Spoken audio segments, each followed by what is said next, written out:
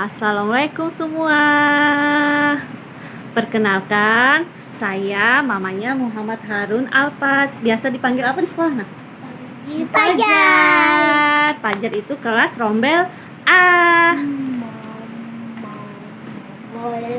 Di sini kita akan cerita tentang apa, nak? Kancing buaya. Kisah tentang ini dia. Kisah kancil dan buaya. Mama mulai ya ceritanya ya. Ya. Kita mulai dulu. Ya, di sini mama akan bercerita. Dengarkan ya, nak ya. Hutan merupakan tempat hidup berbagai macam satwa. Ada sejenis hewan yang mirip dengan rusa, tetapi kecil tanduknya, bahkan seakan tanpa tanduk di kepalanya. Iya. Ini dia hewannya. Apa namanya? Kancil ya bunda. Kancingnya tanduknya panjang. Kecil, tanduknya kecil. Suatu ketika ia merasa amat haus dan berusaha mencari air untuk melepas dahaganya. Akhirnya ia menemukan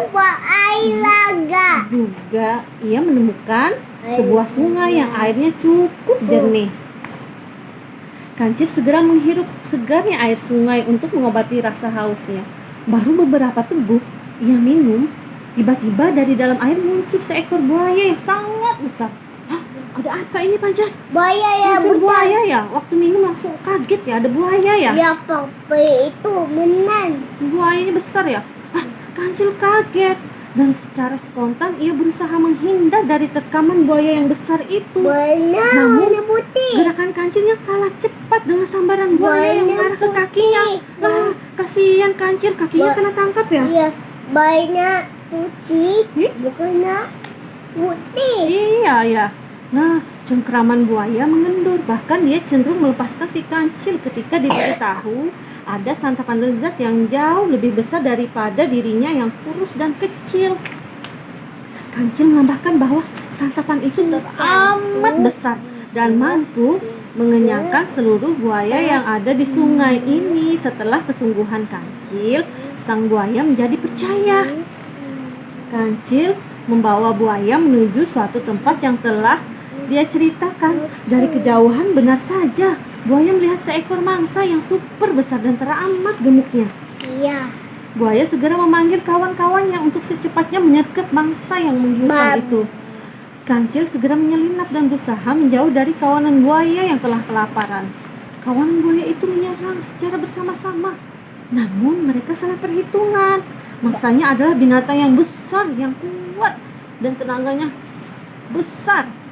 Mereka lari kocar-kacir dihantam kudanil yang lebih besar dan perkasa. Iya, gak menang. Kalah dia. buayanya ya. Di kejauhan Kancil bersyukur dia terhindar dari santapan para buaya yang telah menangkapnya. Kini ia harus lebih berhati-hati hidup di hutan yang penuh dengan mara bahaya. Kancil berjalan menyusuri hutan untuk mencari tempat yang aman bagi dirinya. Belum lama ia berjalan, tiba-tiba pinggulnya terasa diseruduk sesuatu yang cukup besar. Kancil berteriak kesakitan dan tubuhnya terjatuh di tanah. Di hadapannya telah berdiri seekor kambing yang memandangnya dengan mata memerah penuh kemarahan. Marah ya, nak ya? Ya malah kali. Kambingnya marah. Ya, diseruduknya ya, Pak? Kancilnya ya? Si kambing merasa jengkel pada Kancil karena dia pernah merusak ladang yang ada di wilayah tempat tinggalnya. Kini ia diburu oleh penduduk karena dianggap dia yang merusaknya. Kancil harus mempertanggungjawabkan di hadapan penduduk agar si kambing bisa hidup di sana. Kancil merasa bahwa penduduk akan marah dan hal itu akan membahayakan dirinya. Kancil melihat sarang lebah yang tepat berada di atas kepalanya. Batu. Si kambing Gigi. dan dia berteriak keras sehingga membuat kaget para lebah. Si kambing berlari menghindari kejaran lebah. Kancil pun berlari mencari tempat yang aman dan nyaman, dan dia pun berhasil kabur dari kambing dan lebah ya. Ya, Selesai ceritanya tentang Kancil dan buaya sudah selesai. Di sini Kancilnya adalah hewan yang cerdik ya. Pajar harus jadi anak yang cerdik, cerdas, pintar, dan soleh ya. Baik ya, punya banyak teman ya. Ya udah selesai ya ceritanya. Makasih ya teman-teman. Makasih teman-teman. Dadah. Assalamualaikum. Sampai jumpa.